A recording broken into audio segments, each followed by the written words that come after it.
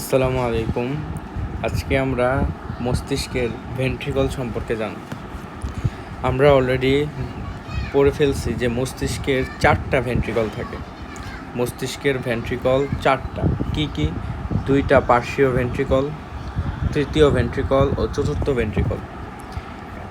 আমরা এগুলো সবই ভিজুয়ালাইজ করব। এখানে যে চিত্রটা দেওয়া, এই চিত্রটার চেয়ে এটা এখন বাস্তবে দেখতে কীরকম আমরা সেটাই দেখব। আমাদের এখানে কিছু কঠিন টার্ম আমরা জেনেছি, যেগুলো হচ্ছে আমাদের অ্যাডমিশনের জন্য খুবই ইম্পর্টেন্ট, মনে রাখতে হবে। এখন আমরা যদি এগুলো দেখে পড়ি তাহলে আমাদের মনে রাখাটা অনেকটা ইজি হয়ে যায়।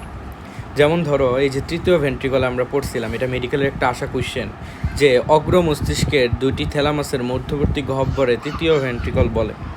ইন্টারভেন্ট্রিকুলার ছিদ্র বা ফোরামেন অব মনরো দ্বারা এটি পার্শ্বীয় ভেন্ট্রিকলের সাথে যুক্ত। এর মানে এই যে এটা ছিল পার্শ্বীয় ভেন্ট্রিকল, এই পার্শ্বীয় ভেন্ট্রিকলের সাথে তৃতীয় ভেন্ট্রিকল যেই ছিদ্রের মাধ্যমে যুক্ত সেটাই হচ্ছে ফোরামেন অব মনরো। তারপর চতুর্থ ভেন্ট্রিকল তৃতীয় ভেন্ট্রিকলের সাথে যেইটার মাধ্যমে যুক্ত, এটাকে বলা হচ্ছে অ্যাকুইডাক্ট অফ সিলভিয়াস অথবা সেরিব্রাল অ্যাকুইডাক্ট, যেটা আমরা ক্লাসে বলে দিয়েছিলাম, সেরিব্রাল অ্যাকুইডাক্ট। তাহলে এই জিনিসগুলো একটু আমরা দেখার চেষ্টা করলে আমাদের মনে রাখাটা অনেক ইজি হয়ে যাবে।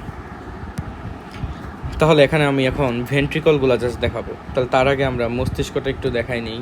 এই যে মস্তিষ্ক, এই মস্তিষ্কটাকে যদি আমরা আইসোলেট করি, এর ভিতরেই আমরা ভেন্ট্রিকল দেখতে পাচ্ছি। এই যে নীল কালার, এটাই হচ্ছে ভেন্ট্রিকল। তাহলে এটা আমি পরের চিত্রে আরও ভালোভাবে দেখা যাবে। এই যে ভেন্ট্রিকলের অবস্থানটা এরকম থাকে, এটা মস্তিষ্কের হাফ অংশ, এই পাশে আরেকটা মস্তিষ্ক থাকে। মস্তিষ্কের এক সেরিব্রাল হেমিস্ফিয়ার, এই পাশে আরেক সেরিব্রাল হেমিস্ফিয়ার থাকে। এই যে এখানেই হচ্ছে এটা আলাদা করা আছে। তাহলে এখানে খুব ইম্পর্ট্যান্ট, আমরা ভালোভাবে দেখতে পারবো। দেখো এখানে অনেক কিছুই মার্ক করা, আমাদের সব লাগবে না, যেটা লাগবে শুধু সেটাই আমি এখানে দেখাবো। দেখো খুব ইজিলি এখানে বোঝা যাচ্ছে মস্তিষ্কের পার্শ্বীয় ভেন্ট্রিকল বা ল্যাটারাল ভেন্ট্রিকল কয়টা? 2টা।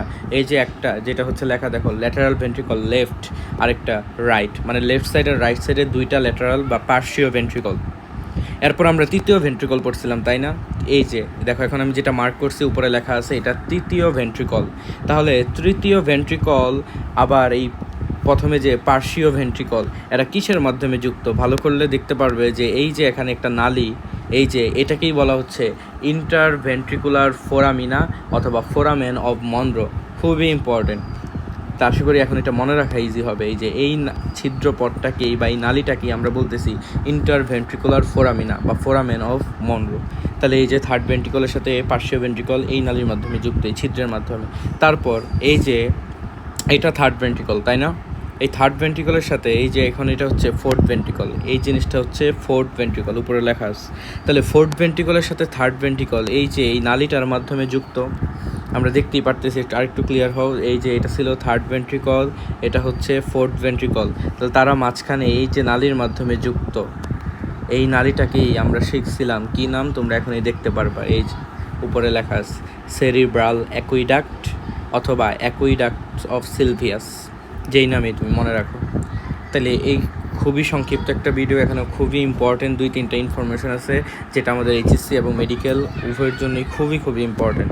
আশা করি এটা কিছুটা বুঝতে হেল্প হয়েছে।